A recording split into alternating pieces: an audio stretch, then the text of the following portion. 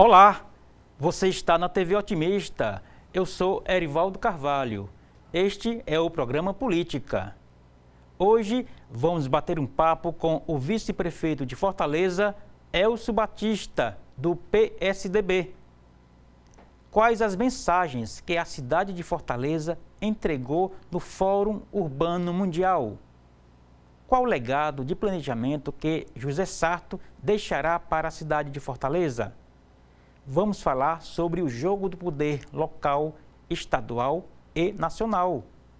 Ainda os planos políticos do convidado para os próximos anos. Estas e outras questões a partir de agora no programa Política.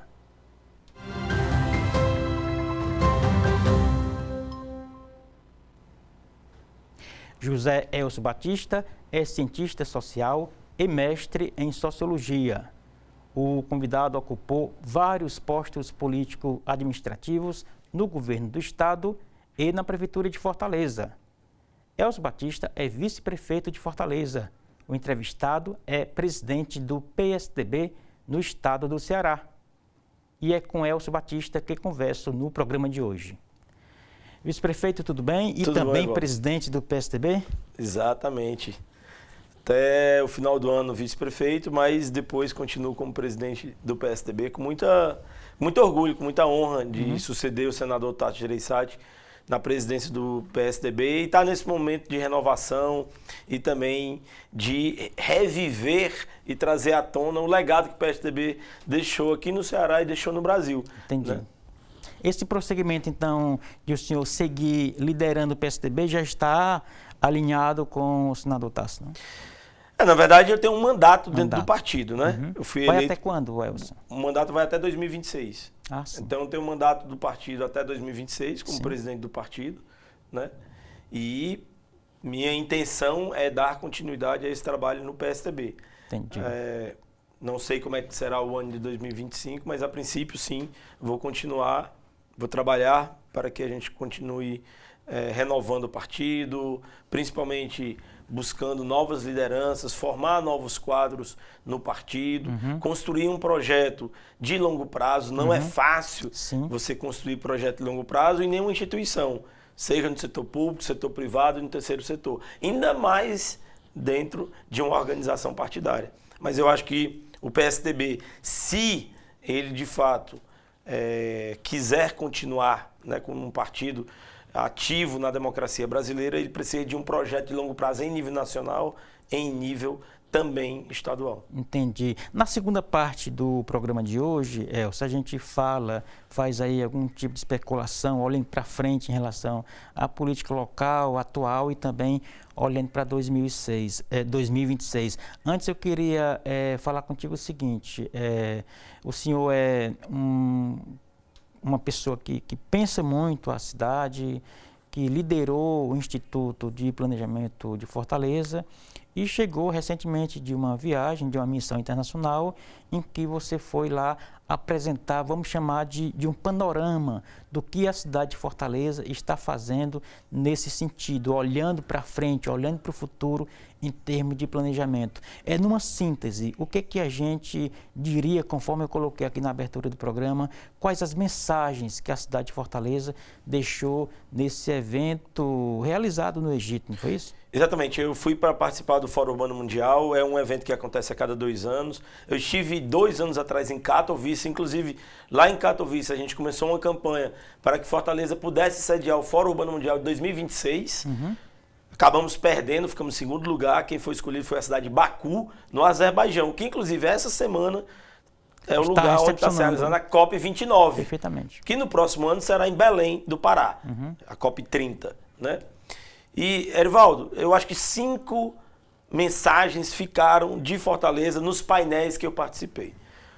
A primeira mensagem, Fortaleza hoje é uma referência no uso de dados, no uso de dados para tomar decisão baseada em evidências, no uso de dados para planejar e estruturar bem políticas públicas. E participei de um painel sobre isso.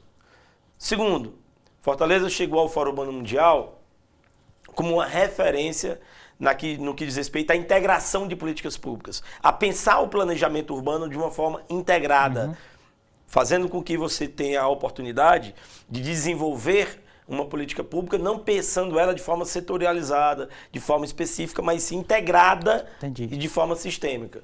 E eu participei de um painel sobre isso também. Terceiro, Fortaleza chegou ao Fórum Urbano Mundial como um modelo de cidade que construiu uma política de resíduos sólidos. E aí eu fui apresentar um dos projetos do que nós construímos aqui, que foi o Reciclo, um programa baseado em dignidade para os catadores, ao mesmo tempo que você tem uma bicicleta elétrica que é entregue para eles, todo um fardamento e também o uso da tecnologia para que os cidadãos eles possam entrar no site, possam programar a coleta seletiva e esse catador vai lá buscar justamente aquilo que foi selecionado para reciclagem, melhorando também a remuneração do catador na cidade de Fortaleza. Hoje é um exemplo, ganhou o prêmio mundial da WRI, que é uma instituição internacional, né, competiu com cidades do mundo todo e ficou em primeiro lugar, dado que é um projeto extremamente bem construído. Quarto, nós chegamos ao Fórum Mundial como uma referência em inovação na construção de políticas públicas. Uma grande referência no que diz respeito a você ter uma cultura de inovação, uma busca de inovação permanente da cidade, né? E aí eu trabalhei lá um conceito que é a cidade como laboratório que a gente vem desenvolvendo na cidade de Fortaleza nos últimos 4 anos, principalmente à frente do Instituto de Pesquisa e Planejamento e também em parceria com a City Nova, a Fundação de Ciência, Tecnologia e Inovação, que é você ter a cidade como um grande laboratório para você experimentar soluções, buscando que essas soluções elas tenham, ao final, sempre baixo custo e alto impacto. Entendi.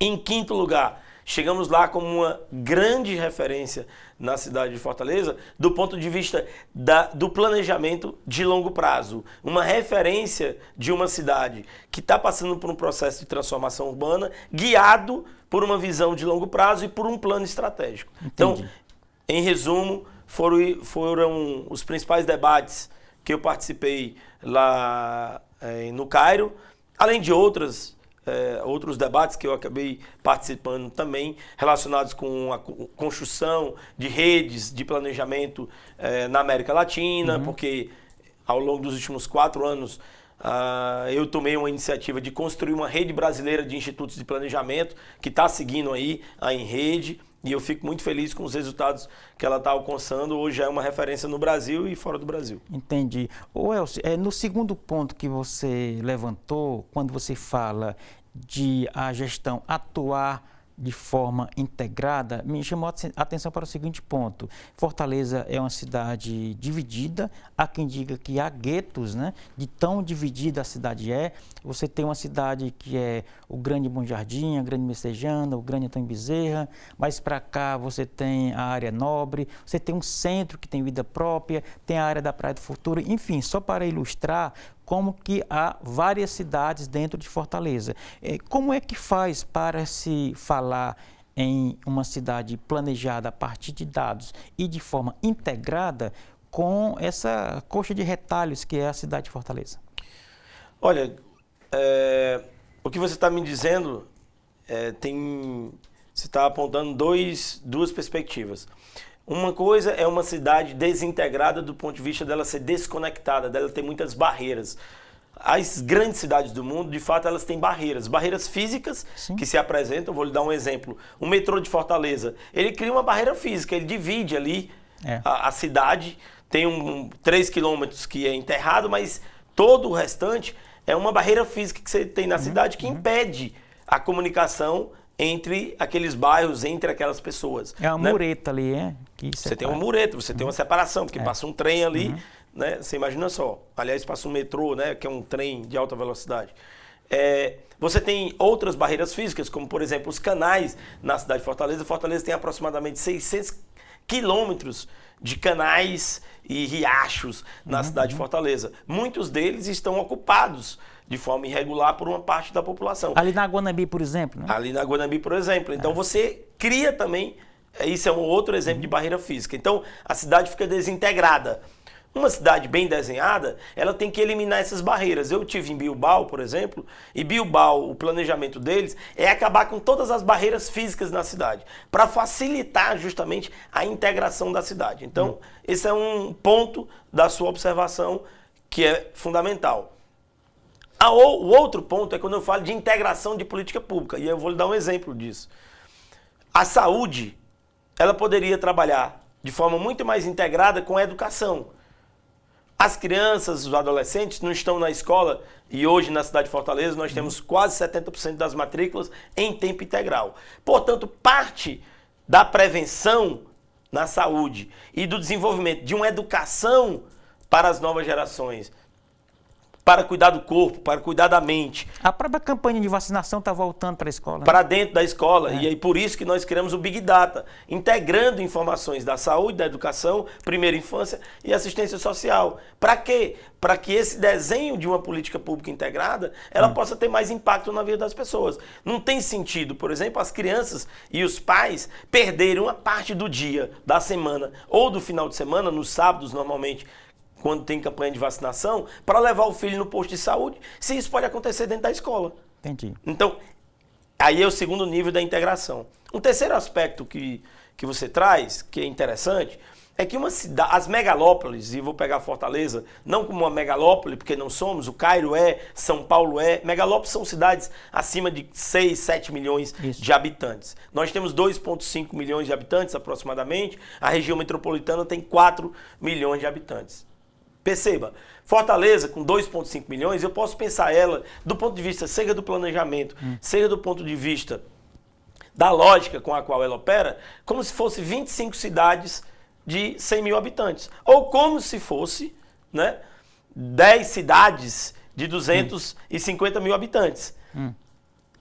Isso, posso trabalhar no planejamento e eu devo necessariamente, e é bom para a cidade, que a gente construa uma cidade policentralizada, com muitos centros. Portanto, se tem 250 mil pessoas vivendo no Grande Bom Jardim, que bom! Vamos criar ali um desenvolvimento local, sustentável, para que o emprego seja gerado no Bom Jardim, para que a pessoa não precise pegar um transporte público e atravessar toda a cidade para ter uma oportunidade para empreender ou para trabalhar.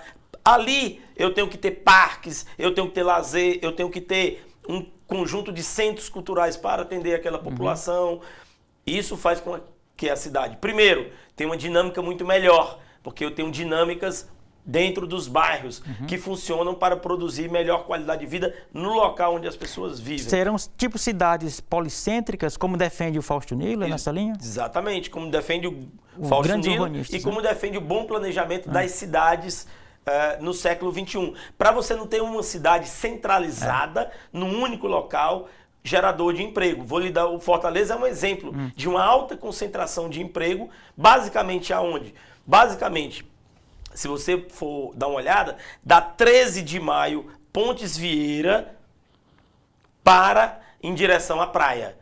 E descendo ali na Avenida da Universidade, que vai terminar lá no centro de Fortaleza, você tem essa região como um grande polo gerador de emprego, uma grande concentração de todos os equipamentos de cultura e arte da cidade de Fortaleza, onde você tem a melhor infraestrutura da cidade, portanto, onde você tem as melhores oportunidades para ter mais qualidade de vida. Entendi. Por isso que é preciso você desconcentrar a cidade, e esse trabalho nós viemos fazendo nos últimos 12 anos na cidade de Fortaleza. Entendi. Se você, que é um grande conhecedor da cidade de Fortaleza, se você vai hoje na Messejana, a Messejana é um bairro que tem uma autonomia. Praticamente ninguém precisa ir mais no centro de Fortaleza, ou Conjunto Ceará também, né? Conjunto Ceará é outro, a Parangaba é outro, ali, aquela região... Mas isso é algo que vai se transformando... Do Antônio Bezerra, só para concluir, a região do Antônio Bezerra, por exemplo, é outra. Exatamente, mas Elcio, mas isso é algo que a própria cidade vai encontrando o seu jeito de sobreviver e vai criando ali os seus nichos econômicos, populacionais, etc.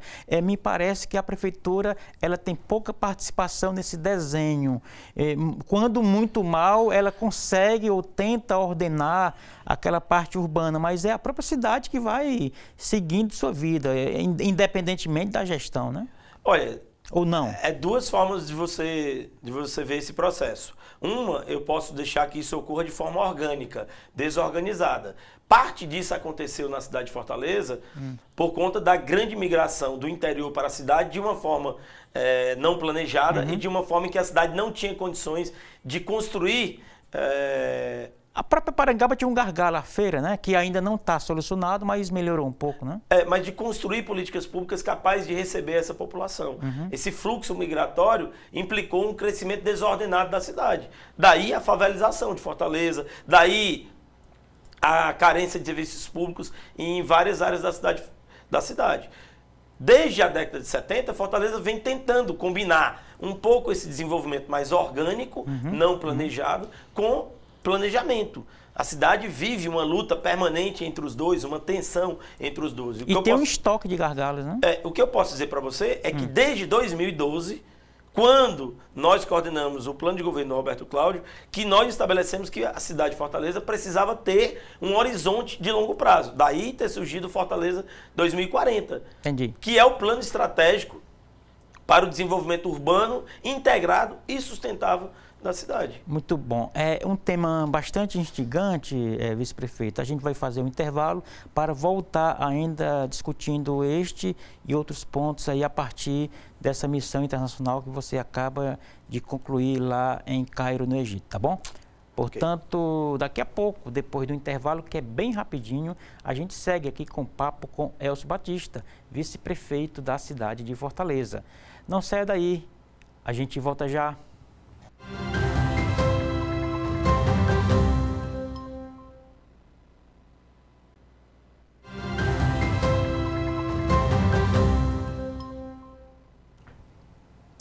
Estamos de volta para o segundo bloco do programa Política de hoje.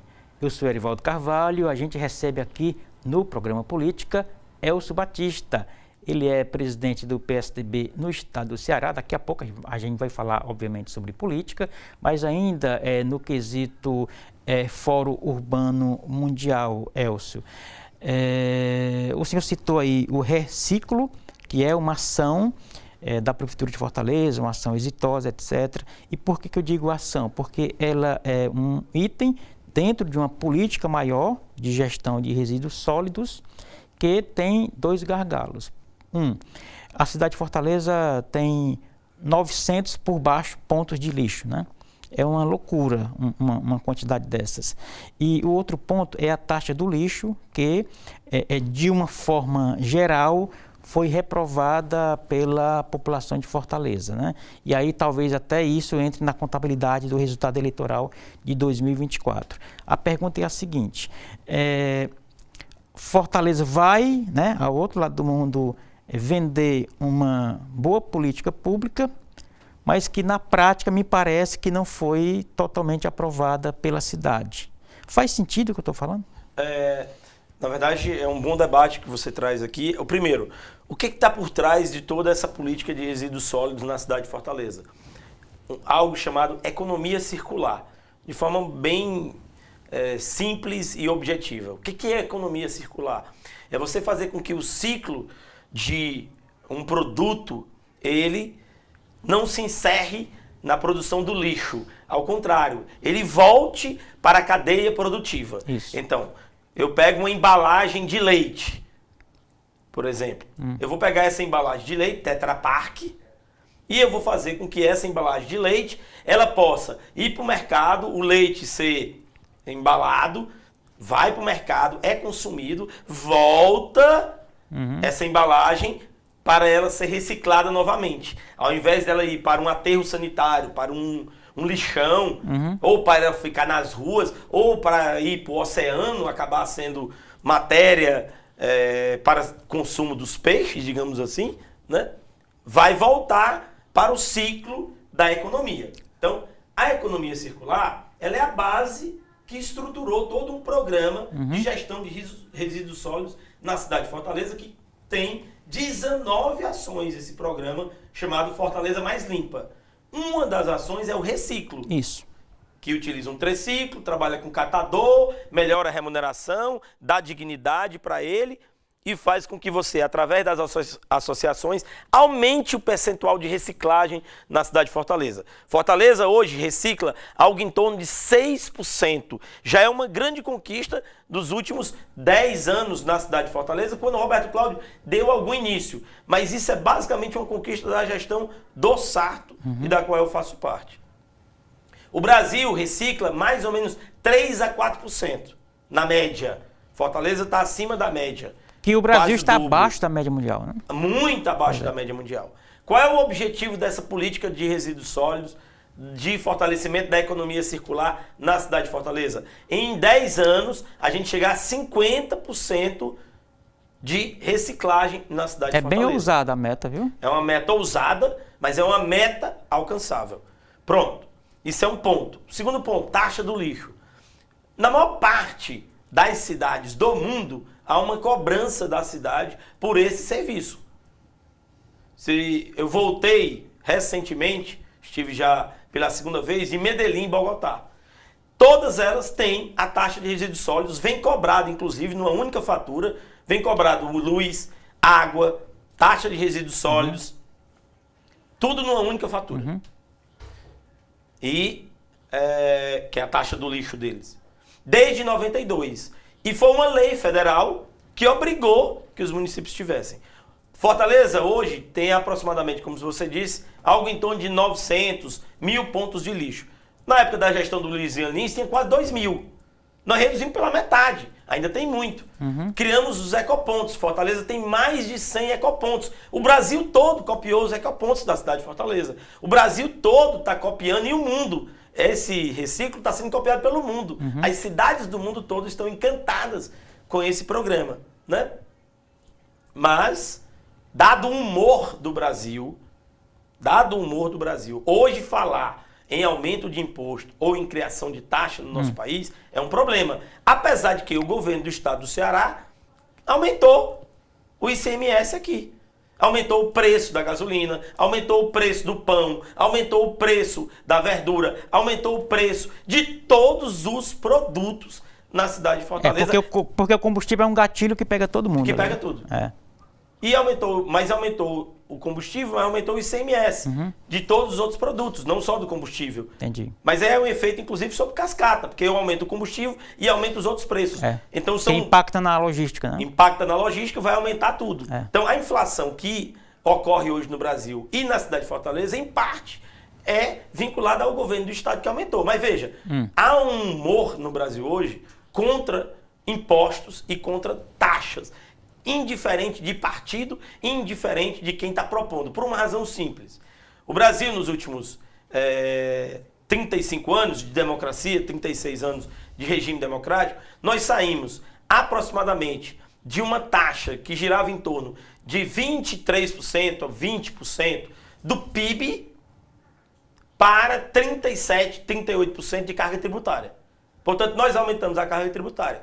Qual é o problema disso? Não é aumentar a carga tributária, é a percepção da população se o serviço que estou recebendo é adequado ao pagamento do tributo que eu estou fazendo. E a percepção no Brasil hoje é negativa. A maior parte das pessoas está insatisfeita com a saúde, com a segurança pública e, em parte do Brasil, com a educação, com os serviços prestados pelos governos do estado, pelos governos municipais. E isso cria uma antipatia para cobrança de imposto e cobrança de taxa. Entendi. Mas é importante esclarecer que, no caso especificamente da taxa do lixo, ela tem um componente fundamental que é baseado numa tendência ou numa expectativa de mudar o comportamento das pessoas com os resíduos sólidos, fazendo com que, inclusive, a gente possa gerar mais emprego, mais renda e criar um novo ciclo para o desenvolvimento econômico da cidade, criando, portanto, mais riqueza a partir do próprio lixo. Entendi. Ô Elcio, você que tem esse pensamento e essa visão de longo prazo, né? Você é vice-prefeito, daqui a poucos dias um novo grupo político vai assumir a cidade e você, como um entendedor desse processo, até mesmo de educação ambiental, de questões urbanísticas. Como é que a cidade de Fortaleza vai ser entregue à próxima gestão nesse sentido? Há amarras institucionais para o que vem sendo planejado, siga sendo planejado? Há, por exemplo, amarras até do ponto de vista de, como Maquiavel costuma dizer, né? Não existem boas leis se você não tem boas armas, né? Há uma contrapartida para tentar educar o cidadão, nem que seja de uma forma pedagógica, com multa, advertência. Como é que está esse processo, Elcio? Olha, Erivaldo, na democracia, né, nos regimes democráticos, em que você tem a alternância de poder de forma pacífica entre os grupos, qualquer grupo pode acabar tudo que um outro grupo fez. Não há, digamos, nem amarras jurídicas ou legislativas. Aí você está falando de plano de governo, não projeto de Estado, assim, no sentido... Porque, na verdade, o Brasil não tem projeto de Estado de um modo geral. Nós temos, na cidade de Fortaleza hoje, claro, um conjunto de políticas públicas que estão bem estruturadas, tem um planejamento estratégico, que é o Fortaleza 2040, que é uma bússola para o desenvolvimento da cidade. Você tem a lei orgânica municipal, e que para você, alguns projetos, alguns programas, você precisa mudar na Câmara Municipal. Tem o Estatuto da Cidade. E né? você tem parte dessas políticas públicas que a população hoje, ela aderiu. E, portanto, se você for contra essa política pública, provavelmente você vai ter uma contestação popular. Por exemplo, padrão de calçadas, né? Por exemplo, padrão de calçadas. Rebaixamento. O que nós fizemos na cidade de Fortaleza, melhorando a qualidade de vida da população nas áreas mais pobres, utilizando o bloquete, o tijolinho lá, fazendo faixas calçada, para pedestres, drenagem. que antes era uma loucura, né? Você acha que as pessoas vão agora querer que o futuro prefeito retire? Acho que ele pode ser contestado. Escola em tempo integral, nós saímos de zero. O governo, nós recebemos um governo sem nada de escola em tempo integral, sem nenhuma matrícula, em 2012, na primeira gestão do Roberto Cláudio. Eu coordenei o plano de governo. Fui eu, junto com a equipe do plano de governo, que definimos e conversamos com o Roberto Cláudio a necessidade de ter escola em tempo integral como uma forma de proteger as famílias, proteger as crianças e criar oportunidade para as mulheres, principalmente naquela época, pensando nas mulheres, para que elas pudessem ter oportunidade de cuidar, primeiro de si, porque a mulher precisa cuidar de si, muito mais até do que os homens. As mulheres terem tempo para cuidar do seu corpo, da sua saúde mental, já que normalmente muitas delas compõem 3 jornadas de trabalho, trabalham fora, cuidam da família e cuidam das crianças e cuidam da casa. Terceiro, para que as mulheres pudessem ter oportunidade de se qualificar, se capacitar, para ter oportunidade de mercado de trabalho, para empreender. Foi pensando nisso e também, claro, sabendo e entendendo o problema da insegurança, da violência, da criminalidade, que afeta, sobretudo, os jovens, mas eles são cooptados ainda adolescentes, que nós desenhamos a política de escola em tempo integral. Entendi. Então, acho que nenhum governante vai agora de encontro a essa política de tempo integral na cidade de Fortaleza. Então, tem uma série de políticas públicas que a população, ela hoje, não aceita retrocesso. Né? Tem outras que você tem aí situações legislativas que precisam passar pela Câmara Municipal. Mas, assim, eu, sinceramente falando, não vou aqui dizer para você que o Evandro vai continuar com todas essas políticas públicas. Vou dizer para você por quê. Porque o próprio Elmano, que deu continuidade ao governo da Isolda e ao governo do Camilo, acabou com uma série de políticas públicas, que agora está dizendo que vai voltar. Vou lhe dar o exemplo da segurança. Eu, quando estava no governo, fui contra acabar com o programa que era o Em Defesa da Vida, baseado nas metas de redução da criminalidade. 6% ao ano, e o governo do estado pagava 120 milhões pelo atingimento de metas. O que aconteceu? O Camilo acabou com esse programa. Eu fui contra. Naquela época do motim. Fui contra. Pergunte ao Wagner. Mas o Camilo quis acabar com o programa.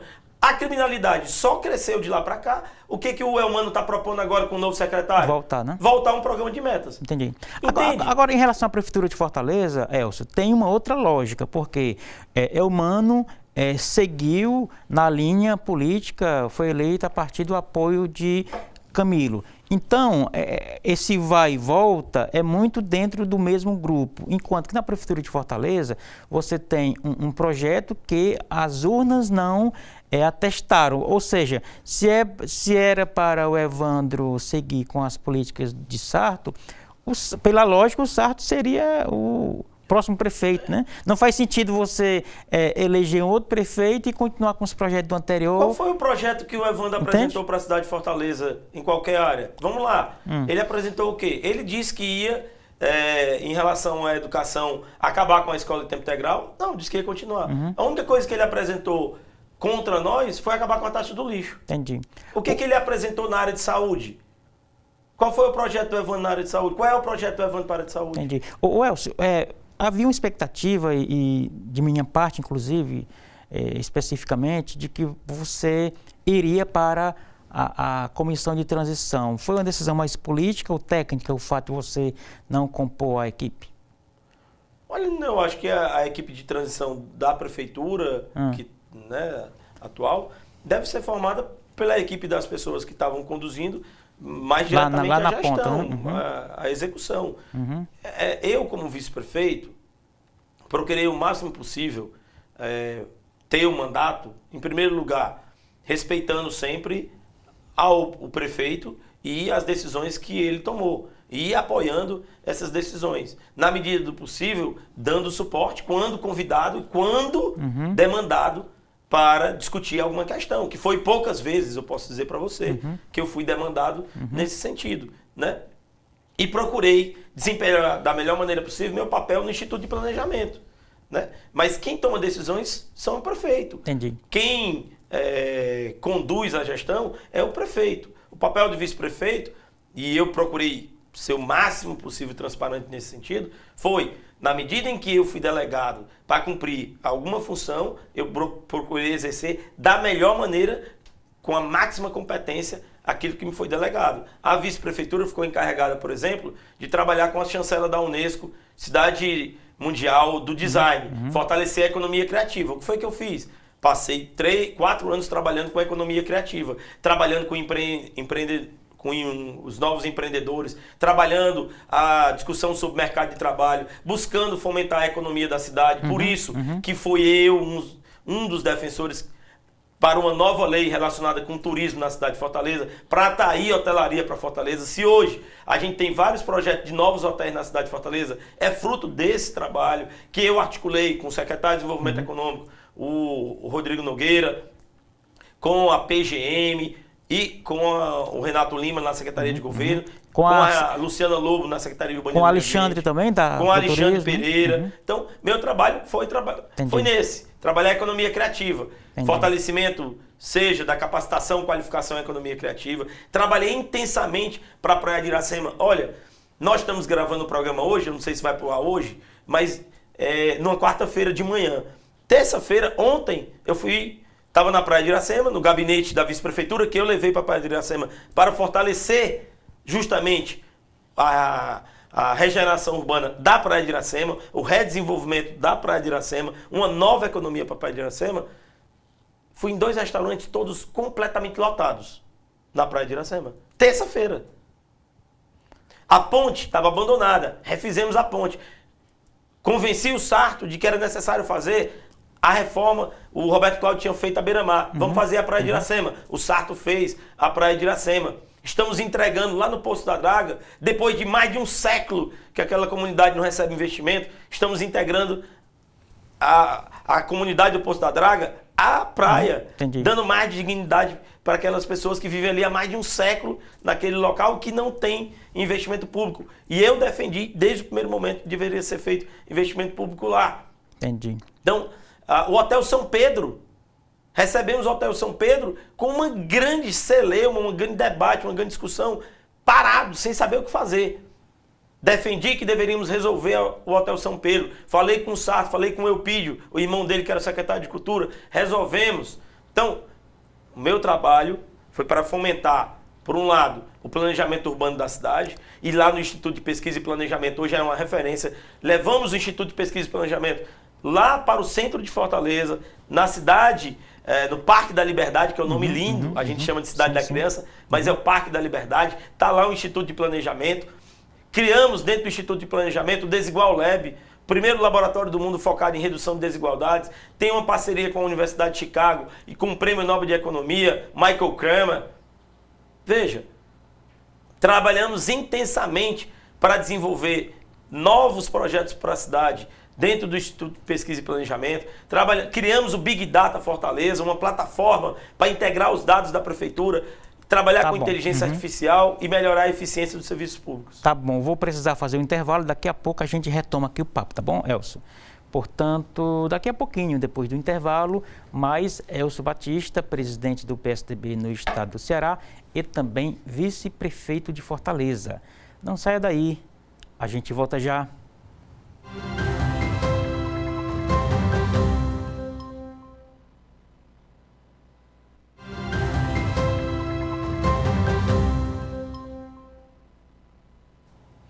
Estamos de volta para o terceiro e último bloco do programa Política de hoje. Eu recebo Elcio Batista, que é presidente do PSDB no estado do Ceará e também vice-prefeito de Fortaleza.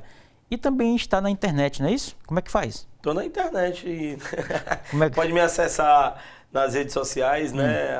@Elcio Batista lá no Instagram, mas também estou no LinkedIn, também é Elcio Batista lá no LinkedIn. Pode me acessar também. Quiser mandar e-mail para mim, pode mandar e-mail também. Ninguém usa mais e-mail não, mas pode mandar e-mail também, né? elcio@gmail.com. Também pode me encontrar lá no Facebook, Elcio Batista, Elcio Batista lá no Facebook. E também no YouTube. Estou trabalhando para melhorar o meu canal do YouTube. Terá daqui a pouco muito mais conteúdo lá relacionado a uma série de temas para que as pessoas possam, ao mesmo tempo, receber aquilo que eu penso, né, as minhas ideias, e ao mesmo tempo interagir acerca dessas ideias. Tá bom, então repete o que for mais forte. @Elcio Batista, Instagram. Instagram, muito bem. Ô Elcio, inevitavelmente vamos fazer aqui uma rápida passagem pelos resultados eleitorais de Fortaleza. O que é que você captou dos resultados do primeiro turno e do segundo? Olha, no primeiro turno a gente teve uma eleição, né, em que havia uma desproporção muito grande de tempo de televisão. Eu acho que isso acabou impactando, né? E você tinha 4 candidaturas muito competitivas. A candidatura do Wagner, a candidatura do André, a candidatura do Evandro e a candidatura também do Sarto, né? E essas candidaturas, a população foi interagindo com elas, né? E acabou se sobressaindo. Primeiro, a força política, digamos, e de comunicação do Evandro, né? E também o André Fernandes como uma renovação, né? Como uma pessoa jovem, né? Com um discurso também crítico a tudo que foi feito na Prefeitura Municipal de Fortaleza, né? E sem apresentar também ideias sobre a cidade. O Evandro também não apresentou ideias sobre a cidade. Não foi uma eleição sobre a cidade, sobre ideias? Não, eu acho que não teve debate sobre a cidade no primeiro turno, não teve debate sobre a evolução, o avanço das políticas públicas, qual seria o futuro da cidade de Fortaleza. Não teve, porque a gente está vivendo ainda no nosso país um momento, Erivaldo, em que a polarização, como ela não é nem ideológica, e ela também não é uma polarização política com projeto, ela é uma polarização afetiva, baseada numa relação de amor e ódio. E muito personalismo, né? Eu te odeio e amo. Outro, eu amo, eu odeio. Então, isso impede que as pessoas sejam capazes de tirar o véu dos seus olhos e ver a realidade, e discutir a realidade, né? Então, a gente ainda está vivendo isso no nosso país, não sei quanto tempo ainda vai durar, né? Mas é super importante só para entender como isso não faz com que os verdadeiros temas sejam debatidos e, ao mesmo tempo, tem impacto na melhoria da qualidade de vida das pessoas. Vou dar um exemplo Antes de vir para cá, eu estava lendo o jornal O Globo. Inclusive, vou falar sobre isso. Vou falar aqui, mas vou falar sobre isso depois. Nos 2 anos de governo Lula, houve um desperdício já de 58 milhões de doses de vacina. Em 4 anos de Bolsonaro, foram 42 milhões. Em 2 anos de Lula, já são 58 milhões de vacinas desperdiçadas. 22% a mais do que no governo Bolsonaro. O debate é sobre isso. É sobre ineficiência, é sobre corrupção. O debate é sobre as vacinas que são vencidas. O debate é sobre a gente não mudar a vida das pessoas. O debate é sobre o uso de recursos públicos de forma errada, equivocada, gastando o dinheiro do povo, dos impostos que a população paga, de uma forma irresponsável. Veja, qual a diferença do Lula e Bolsonaro? Eu estou pegando um exemplo. Vacina. O governo Lula não disse que ia vacinar todo mundo? Não disse que era super responsável? Não disse que agora não teria mais problema com vacina? Tá aí. O governo disse que isso aí é um efeito do negacionismo produzido pelo Bolsonaro. Não importa se isso foi negado ou não foi negado. O problema é que você ganhou para você resolver o problema. Você ganhou para você conduzir uma política de vacinação que de fato chegue nas pessoas. Você ganhou para não desperdiçar dinheiro público. Você ganhou para evitar a corrupção. Você não pode agora estar culpando um outro, porque o que ele fez. Você não ganhou para culpar o outro, não. Você ganhou para fazer diferente. Entendi. Que esse é o tema de Fortaleza. Vamos ver como é que vai ser agora a cidade de Fortaleza com o lixo. O Evandro Leitão ganhou dizendo que ia acabar a taxa do lixo e ao mesmo tempo ia acabar os lixões na cidade de Fortaleza, os pontos de lixo na cidade de Fortaleza. Eu vou fiscalizar, eu vou cobrar. Mas não só eu, a população vai cobrar. A população vai querer ver esse resultado se ele vai ser entregue. Ele não ganhou dizendo que ia mudar a política de resíduo sólido e que seria muito melhor na gestão dele. Aliás, não ganhou dizendo que ia condenar o que ia culpar a gente, dizendo que ia melhorar. Pois vamos ver. Entendi. Foi para isso que a população votou nele. Você vai acompanhar, obviamente, mas torcendo como um bom morador da cidade de Fortaleza por uma gestão exitosa do próximo prefeito, é isso? Claro, eu tenho que torcer sempre para que quem está no poder entregue os melhores resultados. Entendi. Eu não sou daqueles que quero o mal da população ou quero que as políticas Quanto públicas... pior, melhor, né? Jamais vou trabalhar com essa ideia de quanto pior, melhor. Eu trabalho com a esperança do povo. Eu trabalho com algo que é o que para mim tem mais valor, que é o sonho das pessoas. É o desejo, a vontade de melhorar de vida, que tem a ver com a minha vida. Eu vim do interior para cá com 7 anos. Meu pai vai fazer 100 anos agora em janeiro, semi-analfabeto. Minha mãe semi-analfabeta. Foi a educação que fez com que eu tivesse sentado você hoje com paranaense de origem, né? Nasci no Paraná, mas sou cearense. Fui criado no Ceará. Com 7 anos cheguei em Fortaleza. De uma família pobre, humilde. Entendi. E que através da educação consegui chegar aqui hoje, está sendo entrevistado por você. Então eu trabalho com algo muito importante, talvez seja a coisa que eu mais considero na vida de um ser humano, que é a esperança, o sonho. Entendi. E é claro que eu quero ver as pessoas realizando seu sonho e esperança e o poder público criando oportunidades para que isso aconteça. Agora, serei sempre uma voz atenta, crítica, quando eu acreditar e quando eu perceber que a coisa não está indo no caminho certo. Onde o PSDB, presidido por você, assim, todo o Ceará, entra nesse debate, não só para colaborar com esse espectro político, mas também como um método de sobrevivência, porque o PSDB perdeu muita força, perdeu espaço, perdeu isso, perdeu aquilo, e está ali na encruzilhada, ou volta a ser protagonista, ou basicamente desaparece, né? É isso. Você tem completa razão. A gente está num momento de renovação do partido.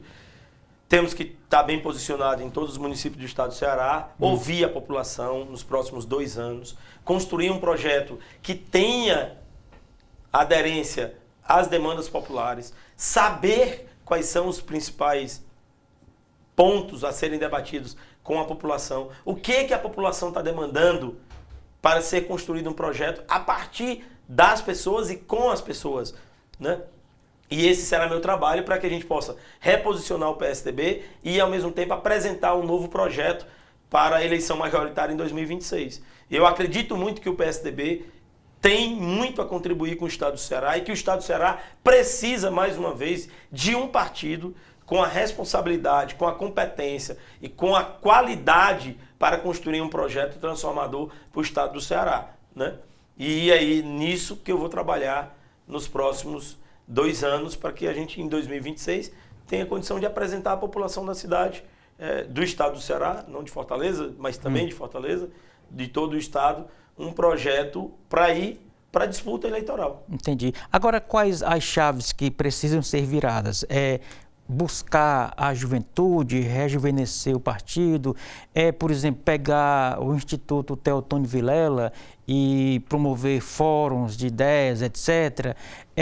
Mais na academia, produzindo intelectualmente, propondo, acompanhando as gestões públicas. Quais os caminhos que um partido com a história do PSDB tem de trilhar para voltar à mesa do jogo do poder? Eu acho que tem 4 pontos que são super importantes num processo que a gente vai passar. O primeiro é justamente você estabelecer uma forma de recrutamento de novas lideranças e trabalhar a formação e capacitação dessas lideranças. O segundo, claro, você percorrer o estado, você criar canais de comunicação com a sociedade para você escutar a sociedade. O partido está em todo o Ceará? Tem, em comissões, não tem diretórios e comissões em todos os municípios. A gente quer, ao longo dos próximos 2 anos... É um bom dever de casa isso aí, né? Esse é um dever de casa. Ter diretórios e em todos os municípios do estado do Ceará, nos 184. Hoje a gente tem aproximadamente 90. Né? A metade por ali assim, né? A metade. Mas melhorar a comunicação é outro ponto que eu vou trabalhar bastante. Né? Em terceiro lugar, a gente... debater alguns temas importantes e aproveitar o Instituto Teotônio Vilela para fazer isso, né? Para debater esses temas, segurança pública, debater transparência, corrupção no setor público, debater a questão da saúde no Estado e outros temas mais que sejam de interesse da população. E, ao mesmo tempo, ouvir a população quais são esses temas de interesse no nosso Estado. E, em quarto lugar, que eu também acho que é fundamental, é a gente ter uma postura crítica ao governo na cidade de Fortaleza, nos municípios onde somos oposição e no Estado. Né? Então, acho que esses 4 pontos devem ser trabalhados para que a gente possa ter um projeto e, ao mesmo tempo, esse projeto seja ancorado nas visões, naquilo que a população entende como os temas mais relevantes, mas também seja a cara de um novo programa do próprio PSDB, né? Entendi. Ou seja, de uma renovação que o partido passa por dentro nesse momento. Quando você fala em novo programa, em renovação, etc., me vem a imagem de reuniões de partidos, e aqui eu não estou fixando no PSDB, de maneira geral no Brasil é assim, você chega no auditório que está lotado de pessoas em nome daquela convocatória e parece, Elcio, um encontro de senhores grisalhos, né? Você não encontra alguém ali na faixa dos 20, um pouco menos, um pouco mais. E aí eu vou à frente para fazer a provocação. Por que que a juventude, o mundo digital, isso que está aqui na minha mão, não é um elemento sedutor para a prática política? Bom, em primeiro lugar... É o formato que é antigo? Em primeiro lugar, se você for no PSDB, você vai encontrar muitos jovens lá agora, você não vai encontrar muita gente grisalho não, né? A pessoa mais grisalha que tem lá sou eu, com meu cabelo e minha barba aqui que já está branca. Mas nada contra, viu? Pois é, mas eu estou falando assim, você não vai encontrar, ao contrário, você vai encontrar muitos jovens. Hoje o partido, ele basicamente é um partido de pessoas que têm abaixo de 50 anos, né? Pelo menos aqueles que participam mais ativamente do partido hoje. Né? O senador Tasso é a grande liderança do partido, mas ele não está no dia a dia, não participa das reuniões. Né? Então o PSDB já é diferente. Em segundo lugar, a gente está vivendo uma crise do sistema político brasileiro já há algum tempo. Veja, nos últimos anos, o que aconteceu? A crise é do sistema ou do PSDB? Não, a crise é do sistema, não é só do PSDB. Não é verdade. O PT é porque, veja, a história, né, tem seus desdobramentos. O PT, por conta da Lava Jato, queriam caçar o registro do PT. O PT hoje poderia nem ser mais um partido político no Brasil, ter sido caçado. Mas o que aconteceu? Você teve a Lava Jato e hoje acabaram com a Lava Jato. Não tem mais Lava Jato. Acabou tudo que o PT fez, todos os casos de corrupção, está sendo tudo anulado no nosso país. É um absurdo o que a gente está vivendo no Brasil. Daí o descontentamento da população com todas as instituições, o descontentamento com o STF. Aí se afasta da política e tal, né? Isso vai afastando as pessoas da política. Olha, eu posso dizer para você que aquilo que aconteceu nos Estados Unidos com a eleição do Trump, que foi uma eleição antissistema, anti-elite, anti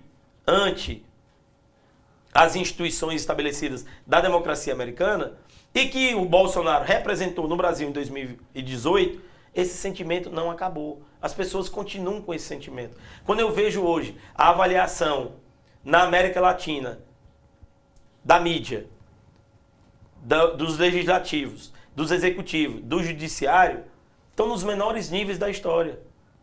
Não há confiança da população nas instituições. Isso afasta os jovens da política. Enquanto então, as celebridades de internet levantam voo, né? Os Pablos Marçal da vida. Então, aí, né?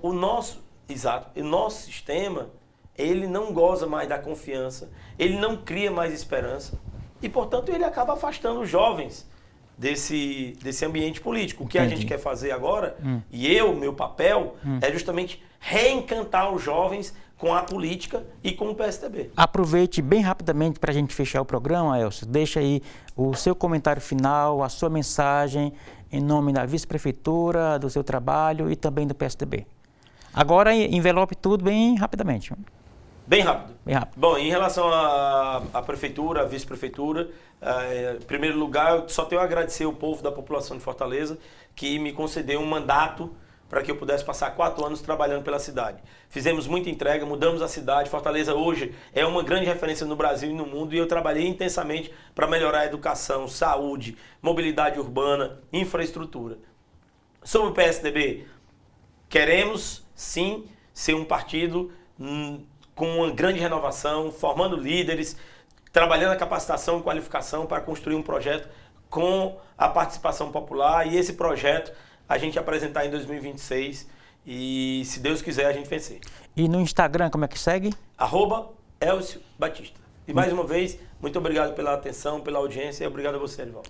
Muito bem, José Elcio Batista. O nosso muito obrigado também. Parabéns pela jornada, boa sorte na caminhada e fica aqui já o convite em aberto para a gente voltar a bater bons papos. Tá Voltarei muitas vezes, se Deus quiser, aqui em 2025. Me chame. Tá certo.